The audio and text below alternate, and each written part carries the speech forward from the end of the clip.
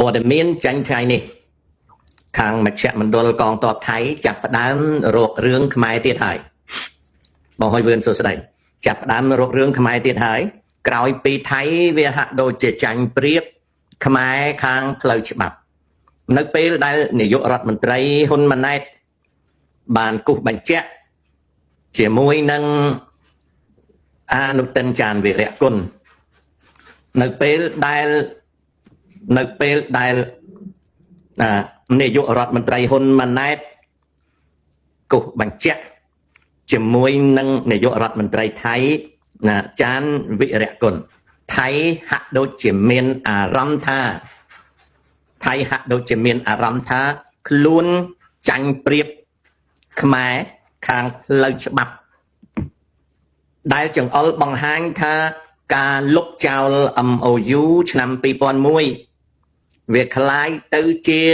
អំពុលទុកថៃច្រើនទៅមុខទៀតដូច្នេះហើយដើម្បីនឹង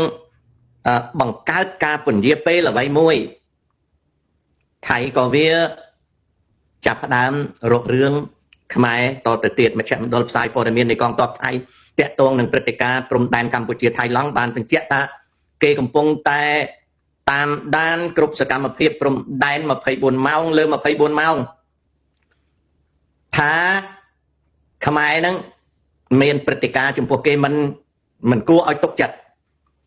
ហើយការផ្សព្វផ្សាយនេះគឺជាការបង្កហេតុជានិច្ចដែលមជ្ឈមណ្ឌលកងទ័ពថៃតែងតែធ្វើនៅពេលដែលវាដឹងថាខ្មែរមិនព្រមតបតទៅនឹងអ្វីដែលវាចេះតែប្រឌិតឡើងនេះគឺជាល្បិចល្បោយដែលថៃធ្វើថ្ងៃនេះមជ្ឈមណ្ឌលផ្សព្វផ្សាយព័ត៌មានព្រំដែនកម្ពុជាថៃឡង់របស់ថៃសារព័ត៌មានហើយនឹងរដ្ឋបាលបាននិយាយថាគេបដិញ្ញាចិត្តនឹងឃ្លាំមើលសកម្មភាពខ្មែរណាឃ្លាំមើលសកម្មភាពខ្មែរគេការពារទឹកដីគេ24ម៉ោងលើ24ម៉ោងនេះគឺសិតតែល្បិចល្បោយដែលសៀមថៃនេះធ្វើដើម្បីរករឿងនឹងពន្យាពេលកុំឲ្យដោះស្រាយរឿងព្រំដែនបានងាយតែវាឃើញចន្លោះប្រហោងអីដែលខ្មែរកំពុងតែធ្វើកិច្ចការទូតនឹងផ្លូវច្បាប់វារករឿងឲ្យកើតទៅជាចំនួនផ្ទុះអាវុធនេះគឺជាអ្វីដែលកើតឡើងថ្ងៃនេះទៀតហើយការលុបចោល MOU ឆ្នាំ2000មើលទៅដូចជាការដែលនាំឲ្យថៃកិច្ចមិនរួច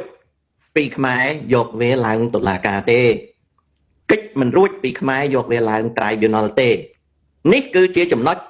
ដែលរសើបរបស់ថៃហើយជំនួបចុងក្រោយរវាងអនុទិនជាមួយនឹងហ៊ុនម៉ាណែតនាយករដ្ឋមន្ត្រីខ្មែរបានគូសបញ្ជាក់អំពីជំហររបស់រដ្ឋាភិបាលដែលថៃវាយល់ឃើញថាខ្មែរកំពុងតែតាំងជំហរមាំមួន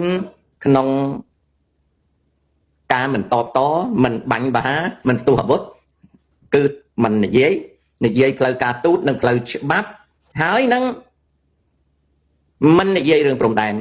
ច្រកព្រំដែនបើកឬបិទមិននិយាយជាមួយវាក្តៅក្រហាយវាណាបាទវាក្តៅក្រហាយវាបានជាថ្ងៃនេះវាចាប់ផ្ដើមរករឿងទៀតហើយអានឹងអញ្ចឹង